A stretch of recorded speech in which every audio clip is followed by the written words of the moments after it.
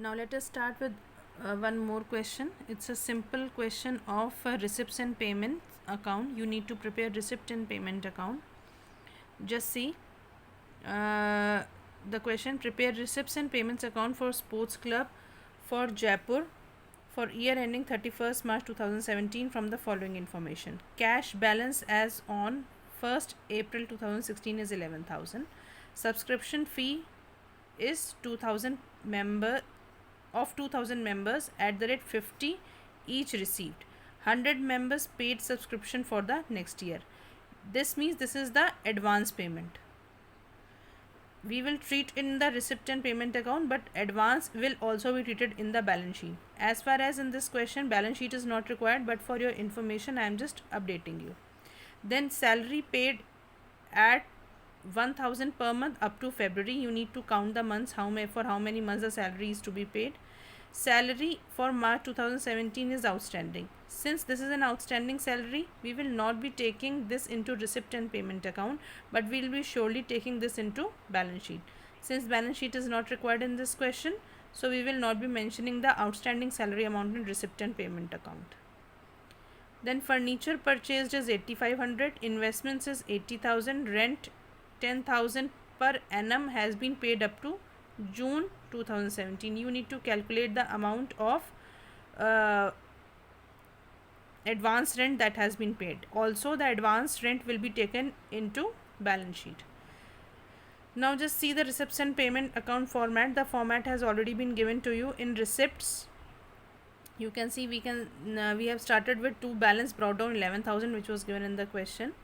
Then to subscription 2016-17 2,000 into 50.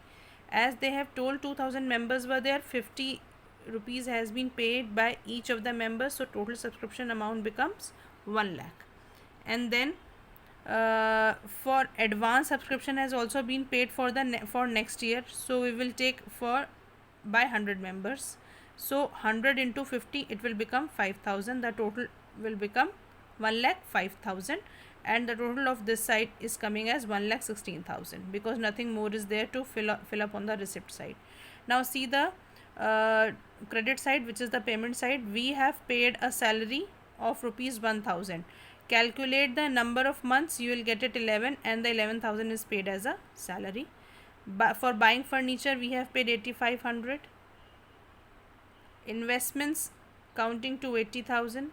Rent has been paid in advance, but it will be taken in the payment side because it is already paid, so payment will be taken into account. So 15 months rent has been paid 12,500.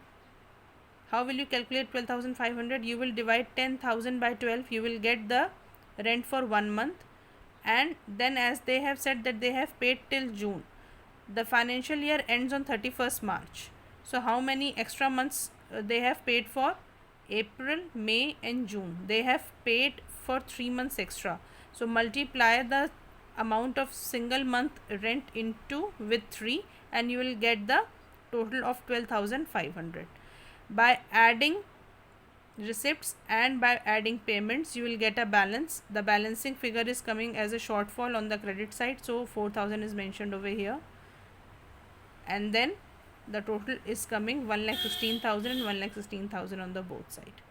This finishes up your question.